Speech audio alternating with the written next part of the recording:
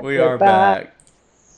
Am I back? Yes, and we're on. We have no people on, but we are back again for part two. And we are going to be talking about the myth that is diabetes type 2, how we get it, how we get rid of it, and managing blood sugars and what the old information is and what the new information is. Do you know what I have to say? When that someone asked you that question, I haven't got anyone watching at the moment.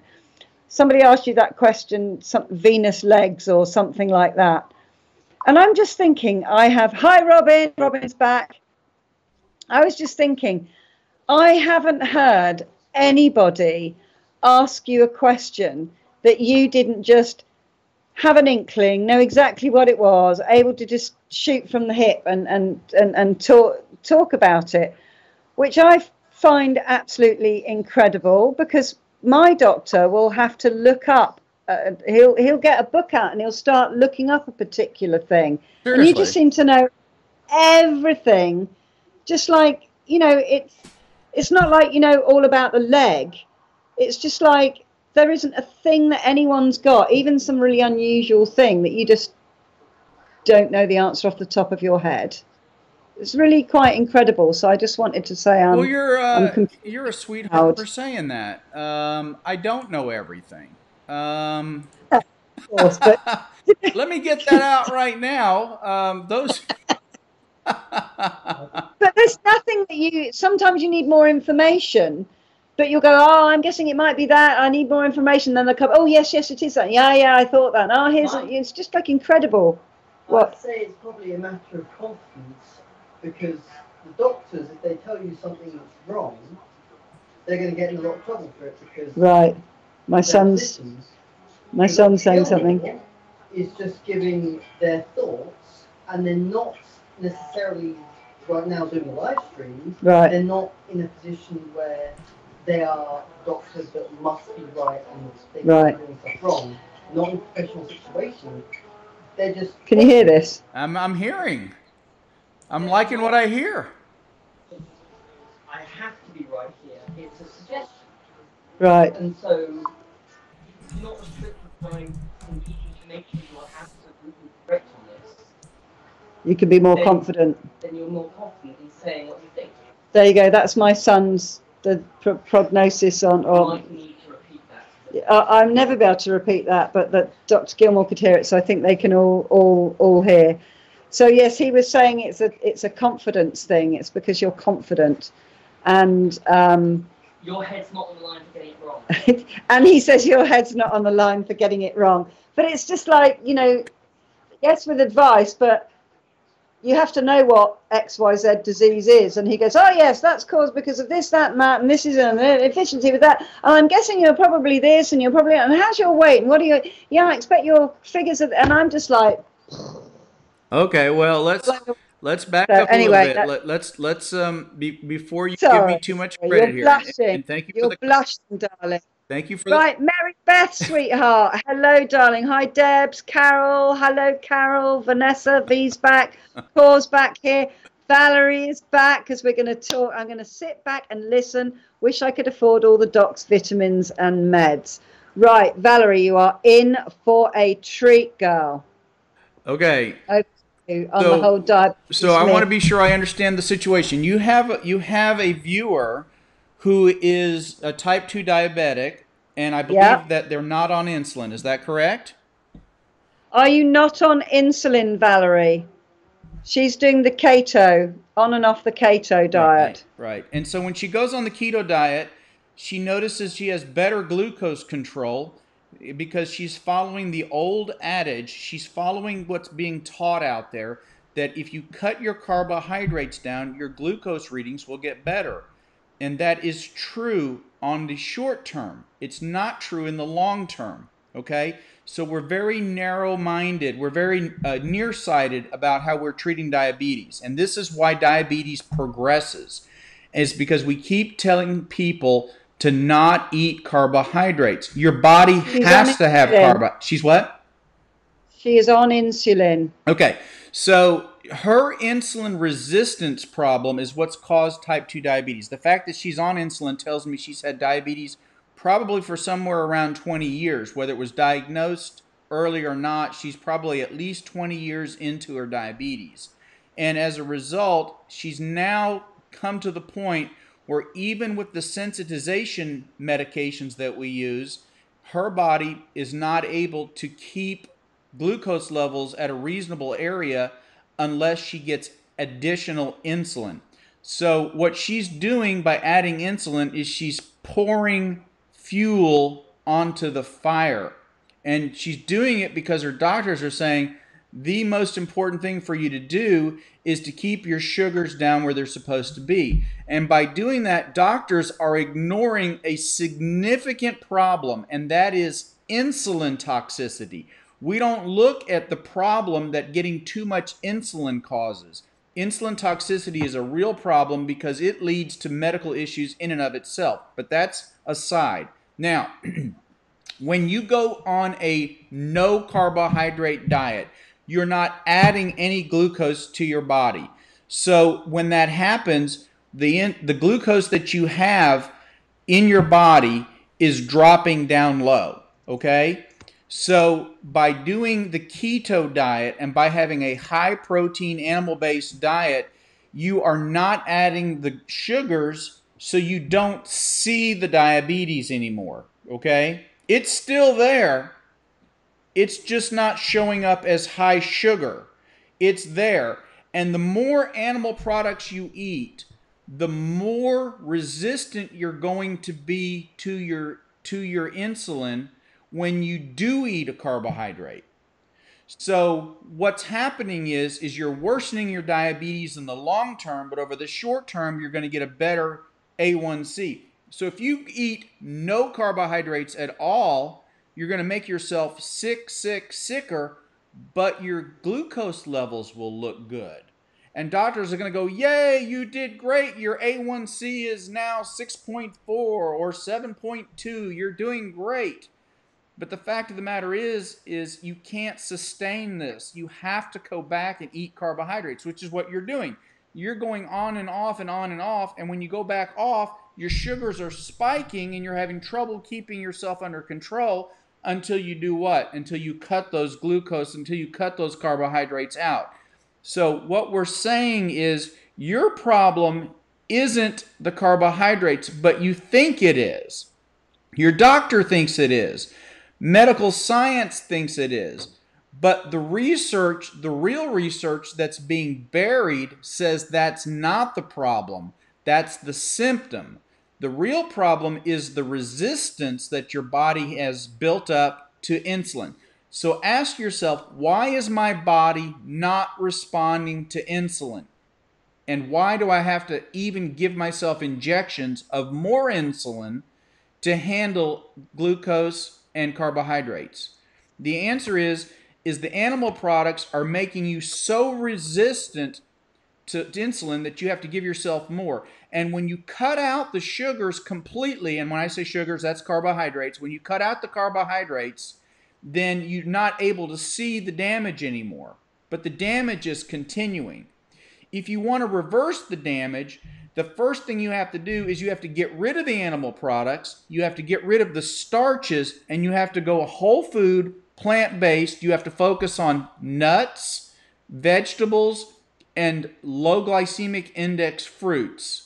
All right? So that means you eat things like apples and almonds and cashews and tomatoes and all the things that Sue can tell you about that will make you healthy. And what will begin to happen is your glucose readings, although initially will be up, they'll start to naturally come down. And it may take you a few weeks, it may take 6 weeks, it may take 3 months. But your body will become sensitive again to your own naturally circulating insulin to the point where you will no longer have to add the injections. After that, you'll start being able to come off of your medications, and you may be able to eliminate your sensitizing agents completely.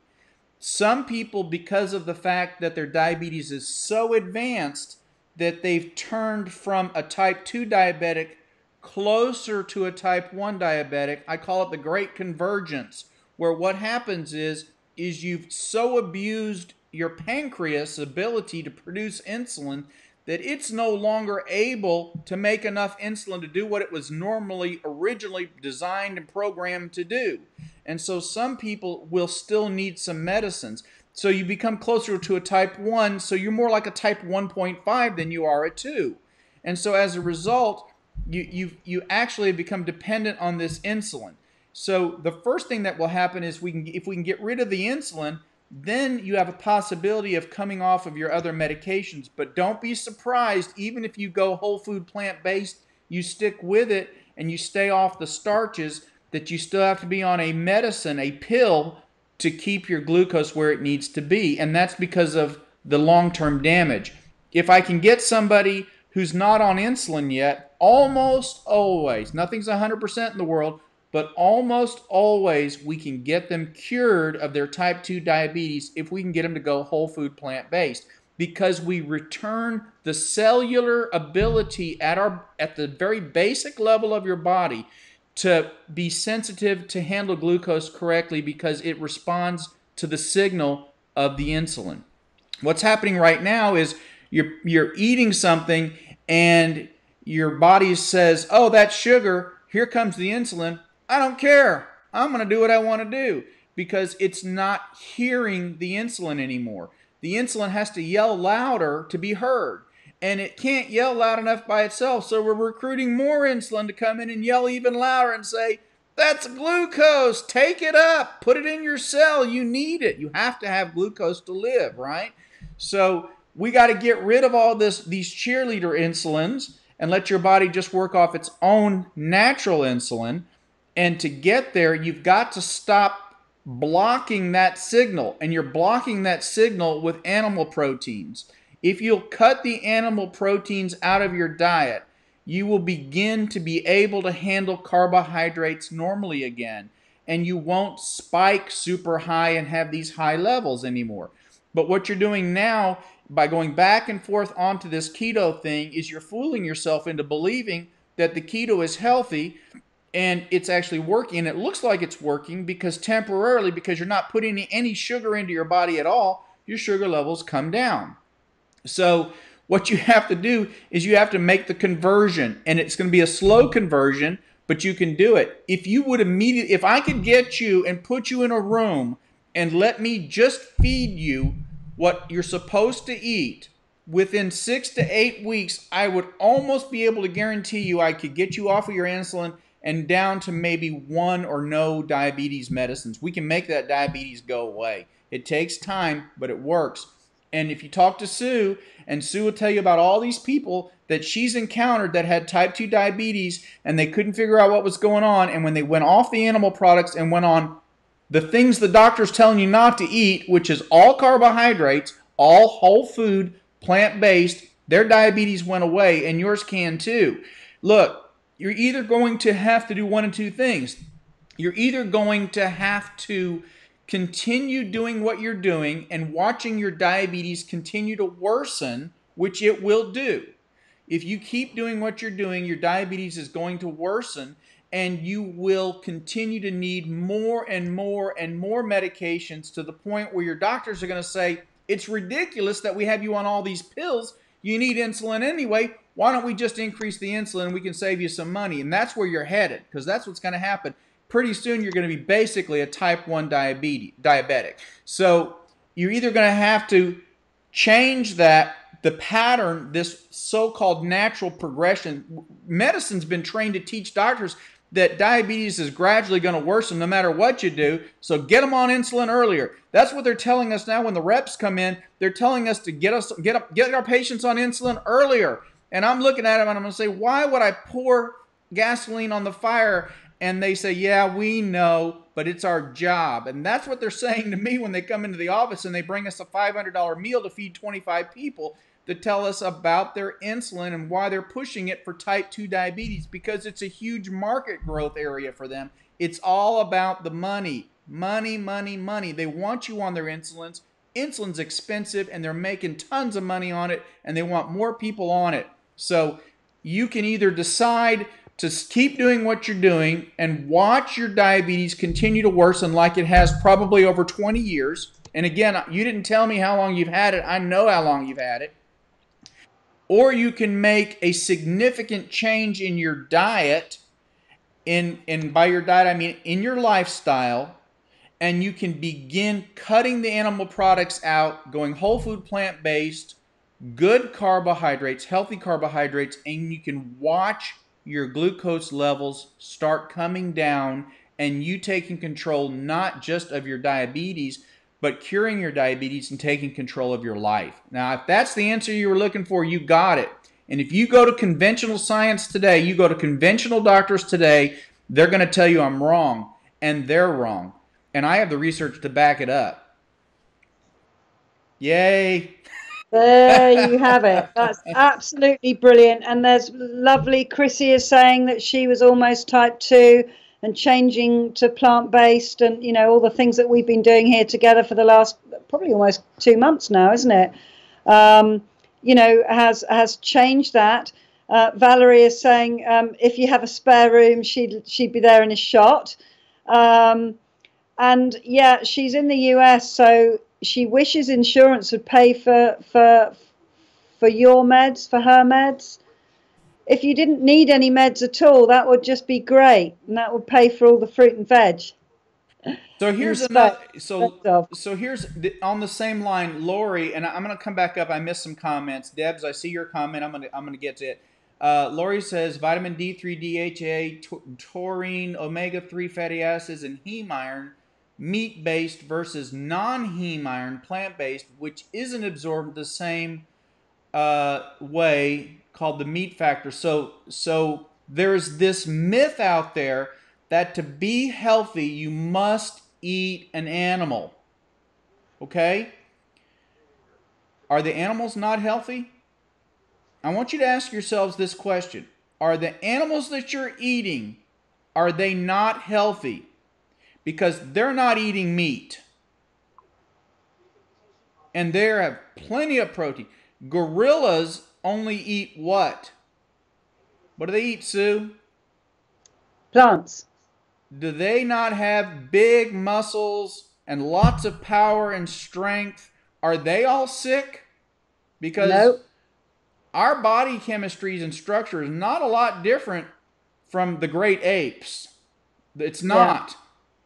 Yeah. No, it's very, very similar. That's right. We're very, very similar to fruit-eating apes is what we're closest to with our dental structure. But yes, we also have the ability to digest meat, not very well, but we do have the ability to do it. Right. The great gorilla is plant-based. I've had patients come in that are vegan, that I've run blood work on, and guess what? They're not anemic. They don't have low vitamin levels. Yeah. The only issue that a whole food plant-based diet offers is B12 levels, and you have to supplement your B12, and that's not because there's something wrong with the way we're eating. It's something wrong with the food we're getting, because most of it's grown in soils that are sterilized to help prevent weeds and pests, and they kill the bacteria in the soil that produce the B12. So our ancestors got plenty of B12. We don't. So we have to supplement ours. And also the whole thing about eating, you get B12 from eating red meat or from eating meat. That would be true if the animals had contact with the soil. But they're not kept in barns on concrete, so that those animals that, this factory produced stuff, which is what most of people are eating. Yeah. That cow's never had its mouth on a piece of grass. It's never been in contact with the soil ever. It's been pellet fed. And Deb's asked, she says, fed, so it's when we're not getting the B12 from the animals unless we're eating expensive grass fed or wild or, special blah, blah, blah meat, so that's also a bit of a fallacy, isn't it? Industrial farming requires lots and lots of animals in close quarters. feedlots, chicken coops, pig raising areas. I don't know what you call them. They're so disgusting. These animals, they are given a steady diet of hundreds sometimes of antibiotics. And the reason this is done is if that isn't done, the animals get sick and die. All right? So animals that are raised in open fields, not in crowded conditions, they don't require the antibiotics that are given to the animals that we're eating in general. That's why if you eat, pure like organic grass-fed beef, it costs so much more because it requires a lot more land, space, and to raise these animals. Which, if you're gonna eat meat, my goodness, that's the one you should eat because it is a lot healthier, right? Okay, Yeah. so the fact that people need meat to be healthy, the fact that it is said is a bold-faced lie, and it's an unintentional lie on most part because people aren't saying it because they intend to deceive you. It's what they've been told. They believe it, and so they're trying to make you healthy, okay?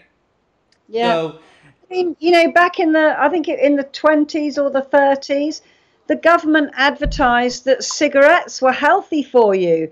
They helped you relax and calmed you down after a busy day of work. It was actually, research has changed, and the research now all points towards plant-based rather than eating a animal products in every bite of every bit of food you eat, which is kind of what we've been used to doing. Debs asked a question, and she's talking about Valerie, and so I'm not sure I'm going to answer the right question, but I'm going to try. She says here that she's on ADD attention deficit disorder medication, a stimulant. And I am doing better on the plant-based diet when I take the Ritalin. Could you explain how it will help with her concentration with the plant-based diet? Well, Debs, before I answer that question, I have to ask you, are you still taking Meta 7? Because you also started taking some Meta 7. I don't know if you're out or if you're still taking or what, but people that take Meta 7 have more focus and concentration too. That aside, I'm going to presume that this does not include the Meta 7. So let's go into whole food, plant-based eating. When you eat animal products, you are introducing into your body foreign proteins. Proteins that your body is not... Okay, so Debs, you are still taking it. So your change in concentration and focus could be attributed to the Meta 7 as well. And I have a lot of patients that used to be on stimulants for ADD symptoms that they take the Meta 7 and they don't need their stimulants anymore, especially if they've changed their way they eat. Okay, so if you continue though to eat animal products and you load your body up with foreign proteins, your body's immune system is extremely complex, but it's also easily confused when it comes to animal proteins because the proteins that you're eating in many cases are shared in your own body. So your body's immune system begins to be confused and mounts an immune response against certain proteins that we also have, guess where? In your brain. So what do you think, if you didn't know this, but multiple sclerosis, MS, is an autoimmune disease, okay? It's an autoimmune problem that we believe in many cases is caused by exposure to a foreign protein. Where do you think that foreign protein came from? An animal.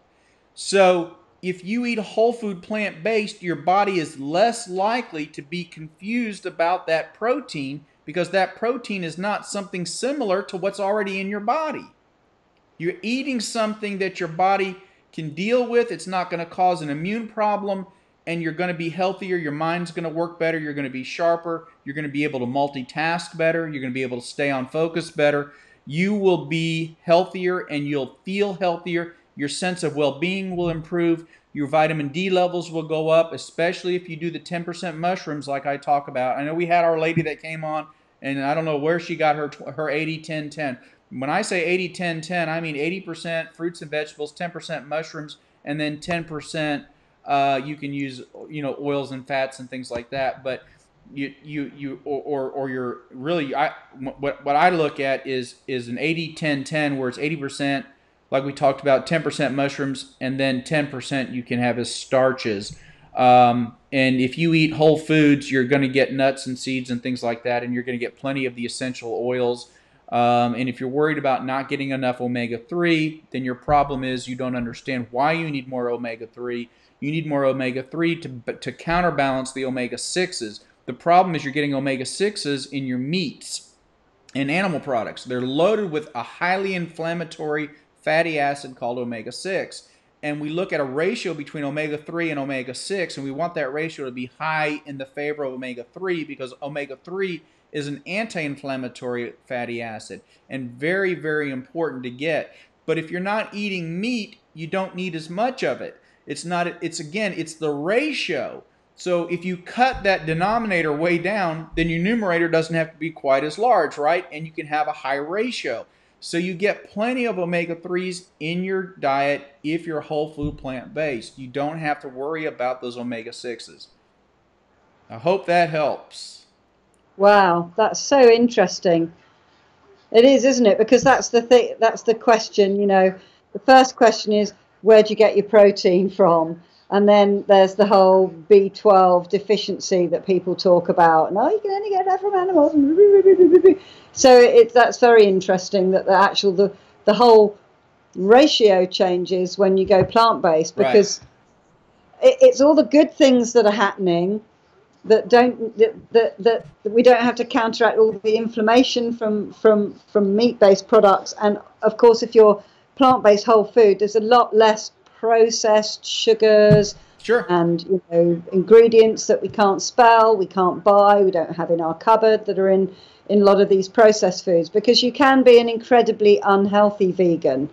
There's a lot of ready-made products and stuff like that, vegan shepherd's pie or vegan this, that and the other, and it's just like buying a TV dinner that's meat-based. It's got a lot of processed sugars, it's got a lot of nonsense, a lot of E numbers and ingredients that they just give a number to. Right, that's true. So there's and you could literally be unhealthy and still be vegan if you're eating lots of processed sugars, oils and all that sort of thing, saturated oils and stuff like that. So I have a challenge. I have a challenge for Chrissy. This is a challenge for you, because you left me a message and you said, Dr. G, I'm taking 50,000 units of vitamin D. I believe you're taking vitamin D2, and you're taking 50,000 units once a week.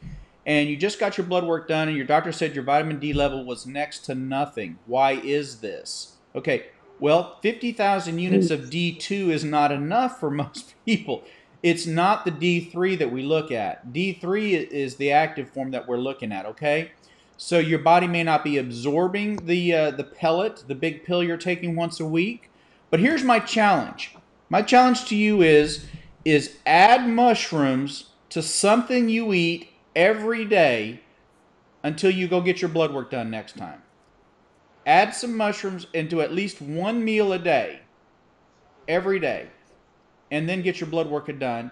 And your doctor will think that finally his or her prescription is working, because your vitamin D level will do like my vitamin D level was. I was on 3 forms of vitamin D while I was eating animals.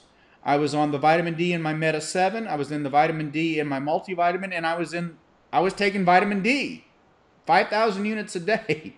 Those 3 sources. I never got my vitamin D level over 26. That was the highest it ever got. I quit eating animal products. I went whole food plant-based. I made sure I got 10% of my diet from mushrooms. I checked my labs. I believe it was 6 to 8 weeks after. My vitamin D level was over 50. Then I did it again a couple of months later, and my vitamin D level was over 80. And then I stopped taking the vitamin D because I didn't want to get hypervitaminosis. I didn't want to get too much. That's when I stopped taking vitamin D. I still take the multivitamin, and of course I take my Meta 7. I'm going to take my Meta 7, right? So I take those. But my vitamin D level skyrocketed when I went whole food plant-based. Okay? Wow. So my challenge to you is to add mushrooms to one meal a day. And thank you. She says, challenge accepted. I like that. Excellent. I was going to ask you, Chrissy, because she's on my channel as well. Are you going to take her up? Right, that be so. So we're gonna ask you at the end of January. Then is it the end of January? When we need to know when she's going to get her labs again. Yeah, you must let us know because we'll all be really interested to see that. That'll be the proof in the pudding. Proof there. is in the pudding. And you can't have your pudding if you don't eat your meat. Isn't that how that song goes? Throw the meat away and eat the pudding. Proof is in the pile of fruit you have rather than right. the pudding. Excellent. That's really interesting. Actually, I'm going to start adding more mushrooms to my diet. Oh, and here's the tip: when you buy mushrooms, usually now every place is different, but here we have these little containers where they put the mushrooms in. Usually, it's got a little plastic wrapper over it, and you'll have the thin sliced mushrooms will be $3.50. And then the same size container will have half sliced mushrooms, and it'll be $2.50. And then you'll have the next one will be whole mushrooms, the same amount of mushrooms, uncut, for $1.79 or something. And so all you're paying for is them to cut the mushrooms up for you. Get the unsliced mushrooms. They're fun to slice. Slice them up and throw them in your either eat them raw or throw them in whatever you're cooking. They're wonderful. Allergic to mushrooms, I'm at a loss. If you're allergic to mushrooms, you're going to have to supplement your vitamin D. Most likely, you will probably need to supplement your vitamin D, especially if you're in a place where you don't get sunshine. Now, people here in Houston have it's endemic here. We have low vitamin D. We're in the Sun Belt. We're supposed to be getting high sunshine levels and all of that, but we don't. They don't tell people routinely here to supplement with vitamin D because we're in the sunshine belt and it's not supposed to be necessary. But the deal is this: we're the most air-conditioned city in the world in Houston, Texas. We don't go outside here in the summertime because it's miserably humid and hot and nobody wants to be outside. And in the wintertime, it doesn't matter because we don't get enough sunshine then. We don't get it here. So we have to supplement, or we have to go with vitamin D, or we have to go with whole food plant-based mushrooms too. So 10% of your diet, I recommend you have mushrooms because having high vitamin D levels, and by the way, we want your vitamin D level to be over, in science, we want it to be over 30 to be normal. Most researchers do not consider a vitamin D level of 30 to be normal.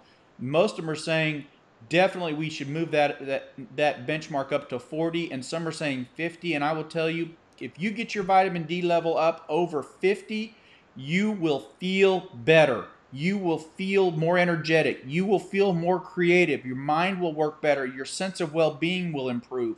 You will notice the difference if you get your vitamin D level up. It's extremely important.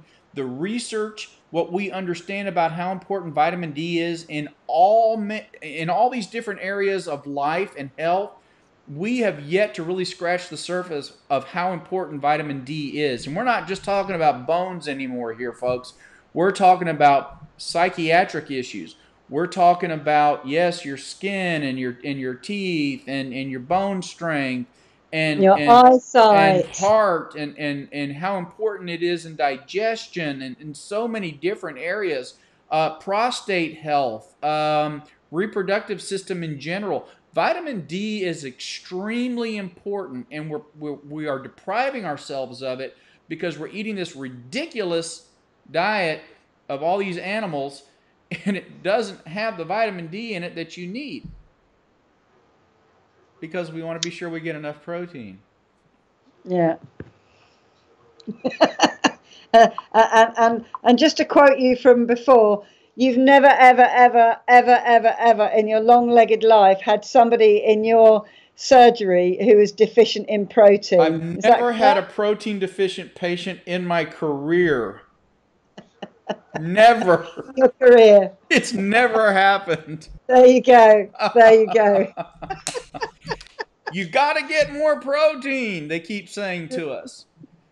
Meat, it's what's for dinner. You got to have it.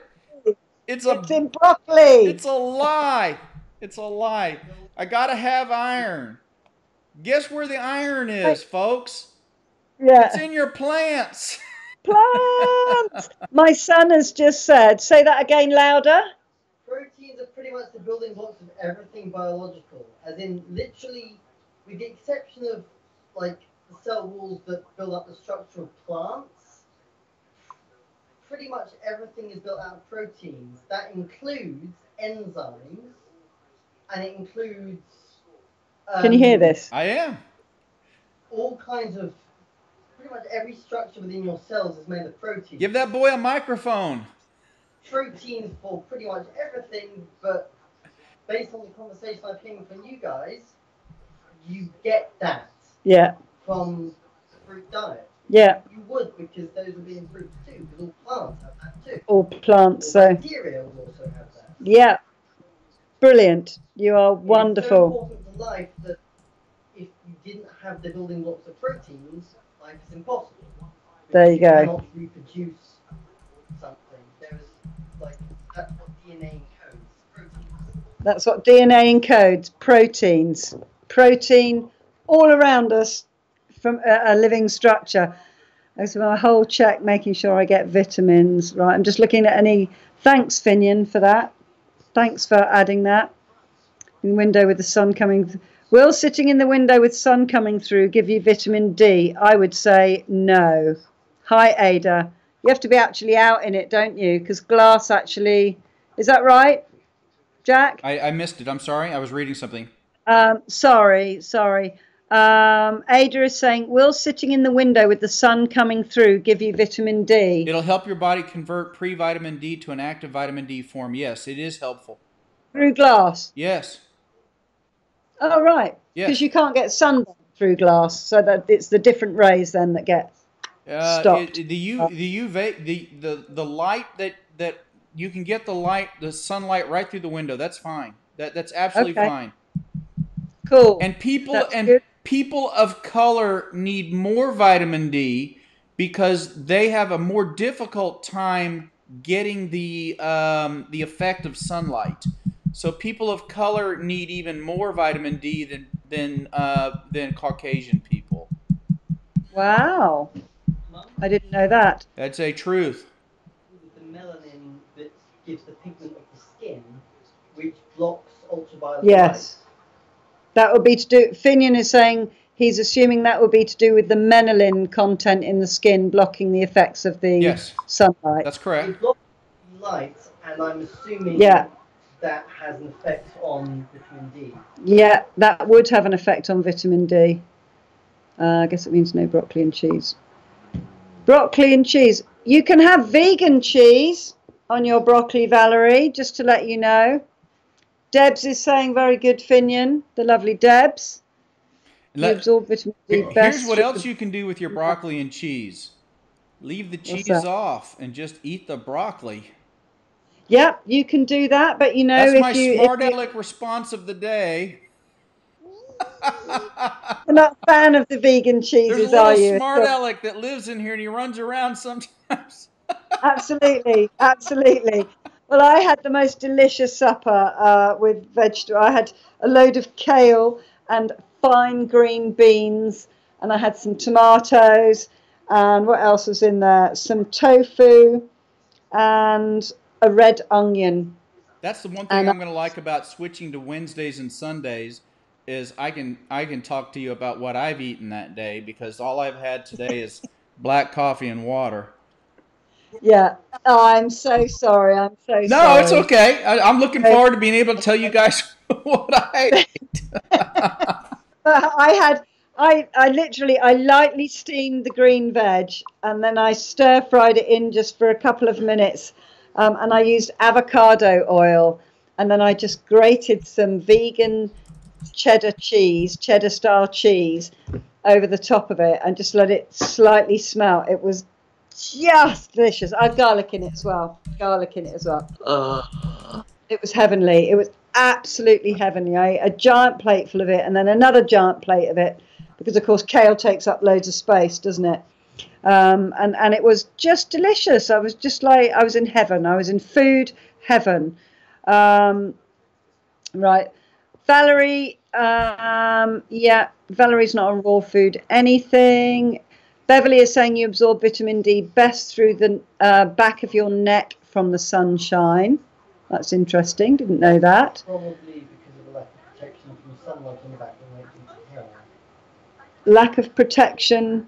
What's Finion's got a hypothesis for that? Can you speak up a bit?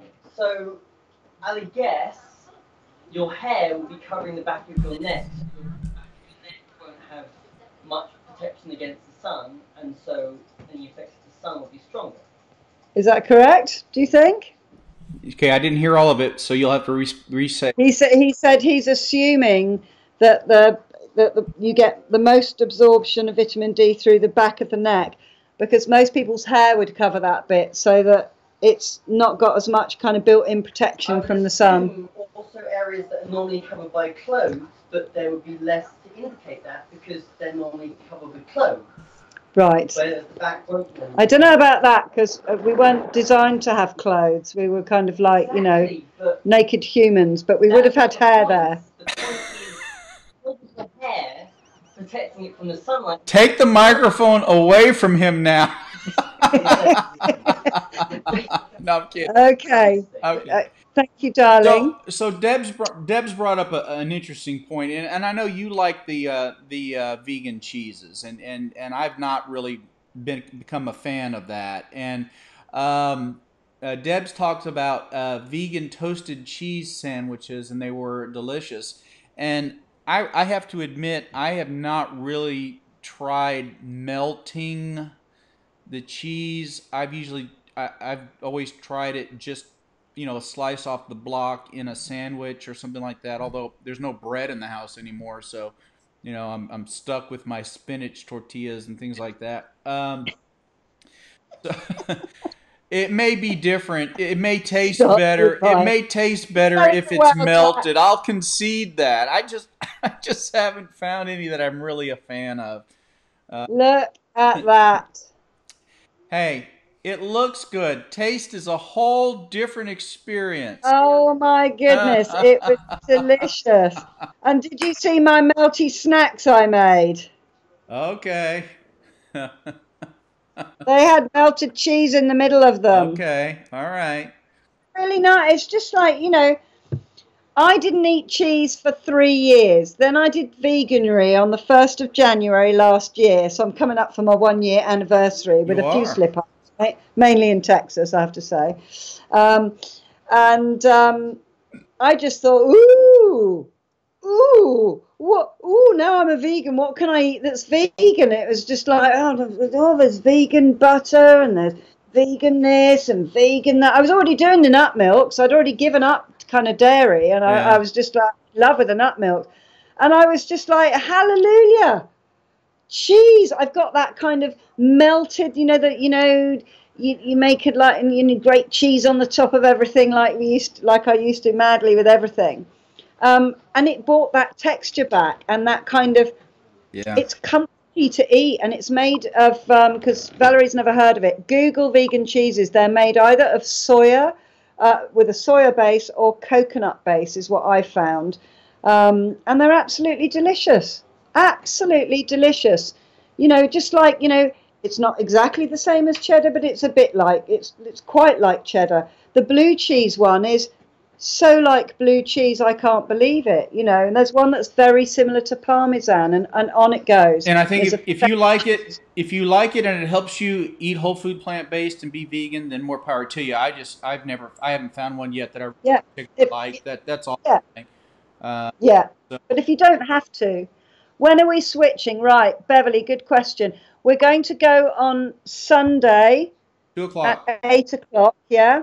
2 o'clock my time, 8 o'clock London time. 8 o'clock my time, 2 o'clock Texas time. And then we're going to go on Wednesday, the following Wednesday. Same times. Okay, same times. So we're going to switch then. Okay. What am I seeing? Anything else? Switching our chats Wednesday and Sunday. Yeah, cutting back on meat, going back to my vegetarian way more. Good girl, Nancy. That's great to see.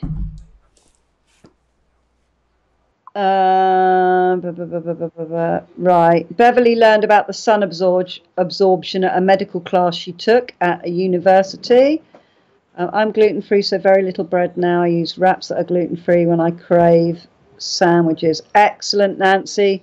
I think keep away from gluten. It's all very bloaty and fills you full of wind. And it's, you know, not easy to digest. What else am I seeing here? I use gluten-free. Yes, my little wraps were made of kale wraps. There you go. Kale. Yeah, look, they're right here. There they were.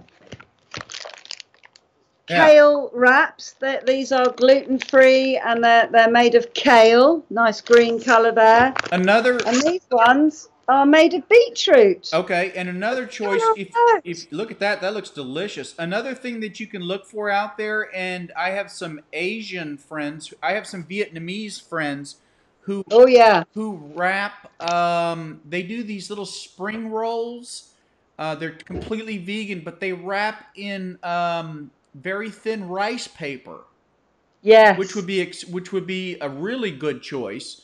Yeah. So you could look for that. So there are lots of ways to substitute for bread. I think we're looking for ways to substitute gluten and pastries and things like that. Yeah. Because when you start eating whole food plant-based, you start saying, okay, am I just going to slice up vegetables and just eat these, or am I going to like make something that I can grab onto and eat? And for me, it's like I like to eat with my hands. I like my bread and that kind of stuff. So I'm getting away from all that. There's no bread in the house right now that there might be some sourdough left over from Christmas Day now that I think about it, but I'm fasting today. I'm not at risk today.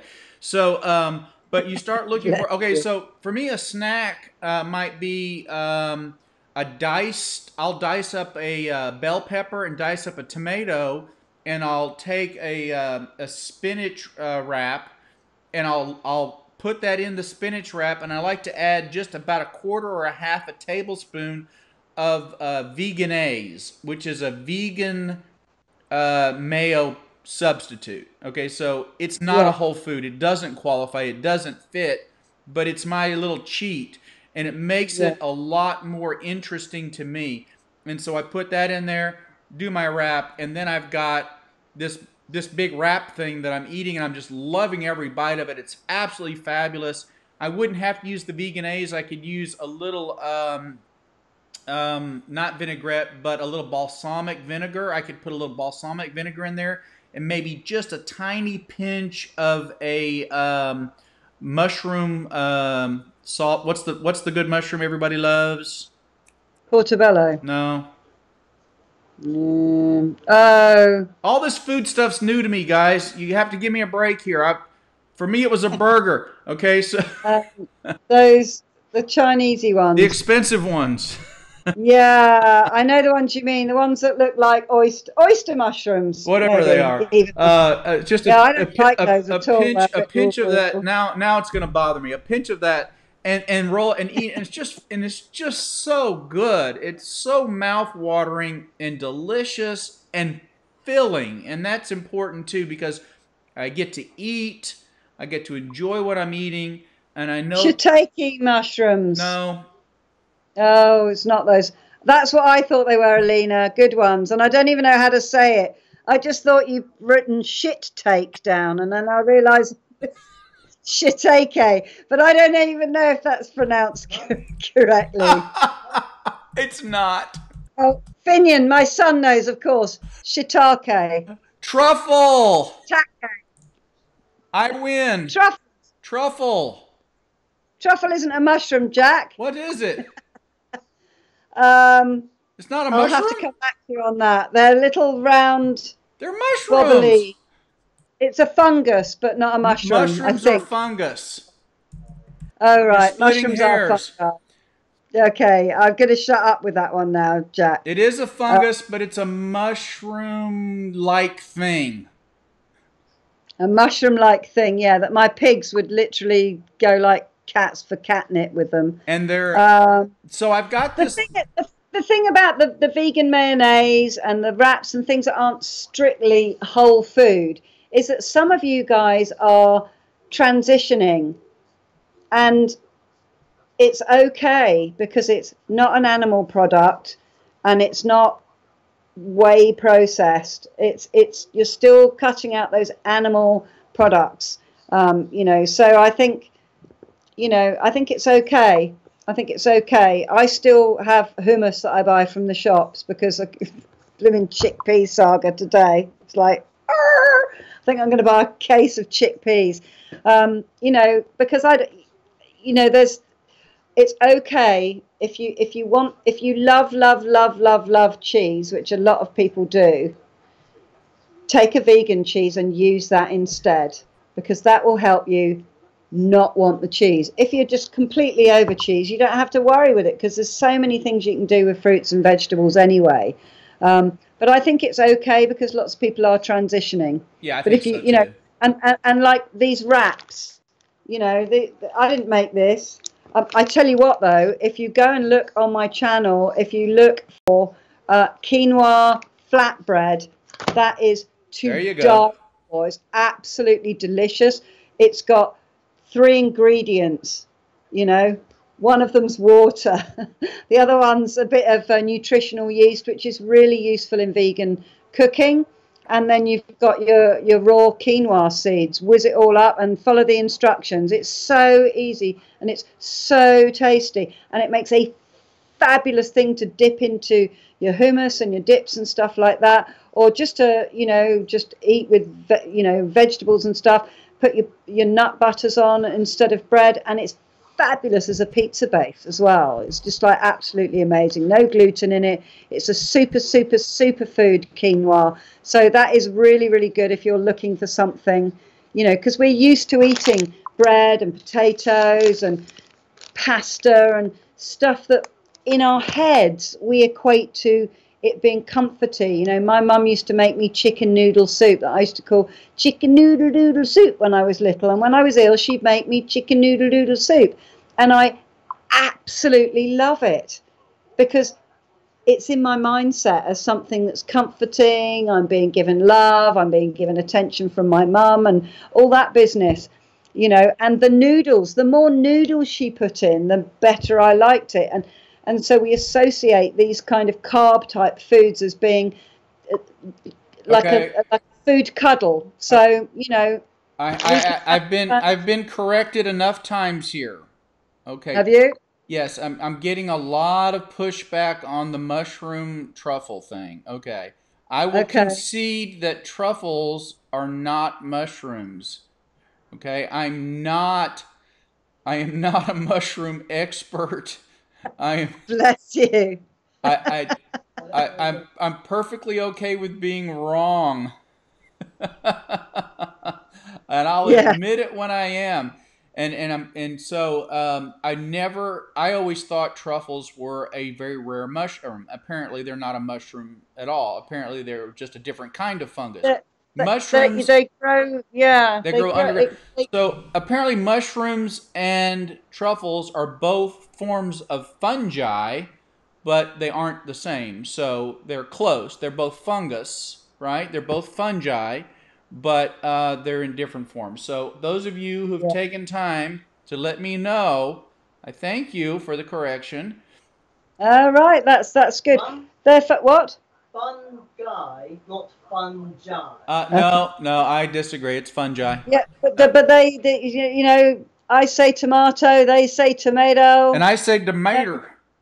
Yeah, and we say pecans, and you say pecans. They're pecans. Everybody knows they're pecans. It's all different. It's all different. That's the whole different thing.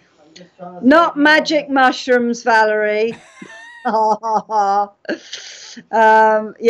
I haven't. They're fungus and yummy. But vegan cheese or yogurt or whatever is all very expensive, especially when feeding a family. They're very expensive. It is very expensive. You're quite right. That's why if you eat those things and you want to do for a family, that should be just for a little bit for flavor, probably is how I would approach that. Yeah, just a little sprinkling. Yeah. Stuff like that. But you know, you can make them. You can make these. I must put my recipe up for like a Parmesan cheese. It's made of cashew nuts, and some herbs and stuff, and you sprinkle it over stuff, and it's lovely.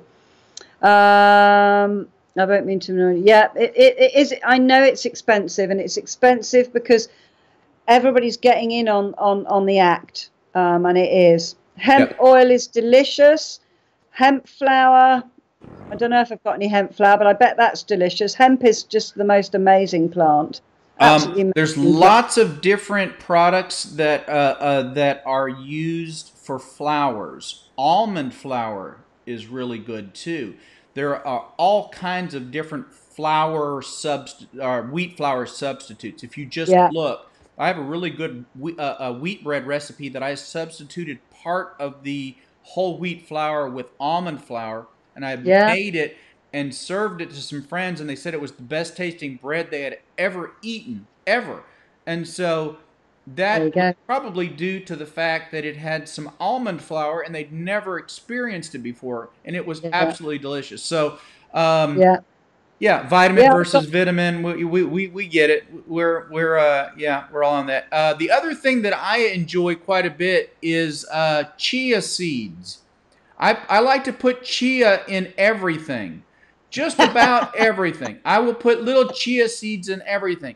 And I even do the chia gel. If you want to have a really interesting experience that has no taste at all, get yourself a tumbler, and put 1/3 cup of chia seeds into 2 cups of water. Stir for about a moment. Stir for 10 seconds. Walk away and come back in 20 minutes. And you will have this absolutely crazy, thick gel product that you can drink down. It feels like eggs going down, like a raw egg. And you can use it in baking. Huh? A chia seed is another way of making a vegan egg. Yeah, that's right. So 1 tablespoon of chia to 2 tablespoons of water is equivalent to 1 egg. So if you're making a vegan cake, for example, and you need 2 eggs, you'd use 2 so you're making like a giant omelette, and it is the same texture, doesn't it? It's a very egg. It is. Yes, I make my own bread. I have my own bread recipe. I bought some special Pyrex type things to make, and a little spritz of vegetable oil on it, and you put it in there and you bake it. And I stopped making the bread when we got into the Dave's Killer Bread because that was easier. And so I started eating the Dave's Killer Bread and loving it, and now I've kind of started cutting back because I felt like it was contributing to, me wanting to get heavy again. And so now that that's gone, I'm back to doing what I was doing originally, which is the fresh fruits and vegetables, and really getting to that 80% fruits and vegetables at the top part of the pyramid, so to speak. And it's I think it's better for me. My weight's still right in that 197, 198 area. Even with cutting out the bread and the soda? Even with cutting out the bread. It really hasn't made that big a difference. I thought it would, but it hasn't. So maybe it will. Maybe it will. I'm literally still stuck at the same weight for about 3 or 4 weeks. Right. But I'm not fussed because I feel great. And that's fine. And for me though, when I do eat, I like to eat, and so I eat and I put a lot in, and so for me the 5'2" seems to work very well for me to maintain that weight and maintaining. I really wanted to maintain under 200. I've been able to do that. So again, making these lifestyle changes to be as healthy as I want to be, and part of that for me is I have a weight goal as well. But I couldn't have gotten here doing these other things. If I'd gone keto, I would have never lost the weight. I would have lost a few pounds here and there, and it would have come right back on. I'd done it again. I'd been frustrated at myself. I'd have been angry, all that kind of stuff.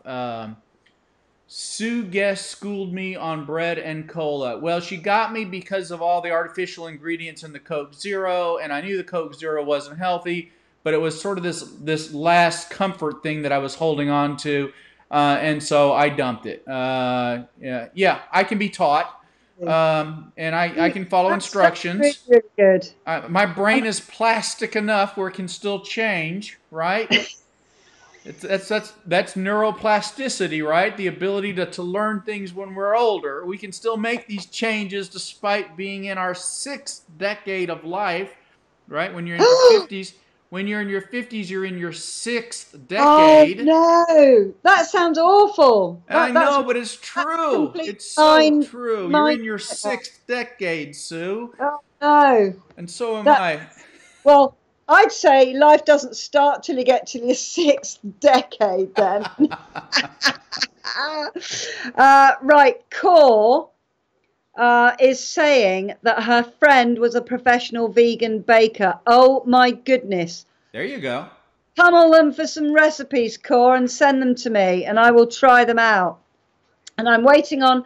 I have got a bread recipe from Alicia, the amazing raw vegan chef we had on as a guest, but she's asked me not to share it because she's doing a bit of perfecting. So we're having Christmas in the middle of it, so I'm sure I will get that. Valerie's talking about you need to come and coach me. That is exactly what we're doing here. We're helping each other here, and we're sharing our good results. That's and right. Ideas and stuff. Exactly. That's exactly what we're doing. And if I'm going to share information that I have to help you, and I'm going to ask you to make a change, and you tell me something that I should do to make a change, if I'm not willing to do that, then I'm a hypocrite. So I'm willing to make the changes too. I'm willing to still make changes if it's the right thing. If it's healthy, I'm willing to do it. Absolutely. Yeah. Yeah, and it's we're all baby vegan. Well, actually one of my lovelies has been a vegan for 4 years. But we're all quite new. I'm going to be coming up on my year anniversary on the 31st of December. It will have been a whole year with, as I said, a few slip-ups here and there, and definitely lots of slip-ups in Texas. When we come and see you this year, there's going to be no meat eating going on, because I have tried, I have tasted. I can put that in I've done that little kit bag, which is my little FOMO queen, little demon in my little gremlin. We'll have to talk the DW into making that Wellington again, because it was really extraordinary. Wow, that would be fantastic. That'll be Christy, but by the time I get out there, Abby will be a full-on vegan as well, won't she? Because she is really working hard at it. Chrissy, I take it in the. I got your message. You said a doctor that isn't a know-it-all. That's why I love it. Well, you're a sweetheart. I'm not a know-it-all, and I'm glad to share what I do know. And I do know that I'm going to keep learning new things probably until the day I die, and I hope so. And I love the ribbing and the jibbing and the fun stuff that we do that makes us all, who we are, and it makes it enjoyable and interesting. And I'm never offended, and no need to worry about that. 5 months for you since last Saturday. Well, that's fantastic. That's amazing. Right, Jill and Kent. She asks, does mood suffer at first when changing diet? I'm assuming it corrects when the body detoxes. I think you've kind of answered your own question there. If you're a big coffee drinker and you're drinking all those lattes at Starbucks and stuff like that, and you can get a load of headaches for that. Do you think mood changes particularly, Jack? I think that if you are addicted to caffeine and you are addicted to cheap calories such as lattes, you are going to have to go through an adjustment. You're going to have to go through withdrawal from that. You will withdraw from that. You are. Yeah. I mean, if people who are eating the regular Western diet with their lattes and their cheeseburgers, when you go to a whole food plant-based diet, you are going to go through a withdrawal period just like any other addiction, because you are losing something you're addicted to. Your body's going to want it, and your body's going to pout, and it's going to make you feel rotten, and you're going to think you made a dumb decision until it goes away, until you start feeling better. And usually that's just a few days. And really, if you do it, quote unquote, cold squash, I'm not going to say cold turkey. If you go cold squash on this, right, then you're going to get don't get the water up your nose. Computer then. Well, I can't say cold turkey here, for crying out loud. If you go there's so many phrases, aren't there, that are meat related. Anyway, carry on. You get there faster, but it's a rougher ride. Okay. Yes. if you go Yes, slower, right. it takes a lot longer. The ride might be smoother, but it's. I think the easy for me the transition was just like immediate. I'm like, okay, that's it. I'm doing this. Yeah. And The but if you're going energy, through a the if increase in you energy you give feel up is caffeine, if you give up caffeine immediately, you're going to feel terrible. I still mm, drink caffeine. I still have my black coffee. I mean, I don't see any reason not to enjoy my black coffee. So I'm still. In fact, there's a lot of evidence out there that coffee is actually good for you in a lot of ways. So as far as I'm concerned, coffee is a plant-based whole food. I have no problem with it. Just like tea, I have no problem with tea. yeah. No, I mean that's fine. I think that's fine. I think if you drink loads and loads of coffee, then you've got way too much caffeine. I mean, if you drink instant coffee, which I know you don't, instant coffee's got chemical caffeine in it, and the body doesn't really know how to process artificial caffeine, much like it doesn't really know how to process artificial sugar and messed around with calorie processed numpty food.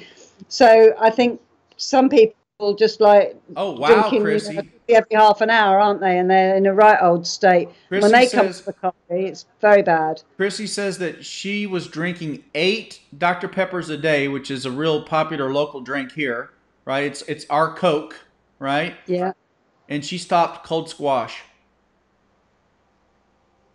cold squash. It's excellent. I think the other thing is when you change to plant-based whole food, your body knows what to do with it. You might have some side effects initially, but you're going to have so much more energy. And the other thing that's going to happen is because of all the fiber, the natural fiber, like prebiotics going through your gut, cleansing your gut, you're going to start producing more dopamine, more serotonin, and 95% of your serotonin is made in your gut. So that's your natural happy drug. So you're going to start feeling A, more energy, and then B, you've got happy drug dripping into your head. You're going to be skippity doo-daring down the road. You know, you're just going to be feeling so great.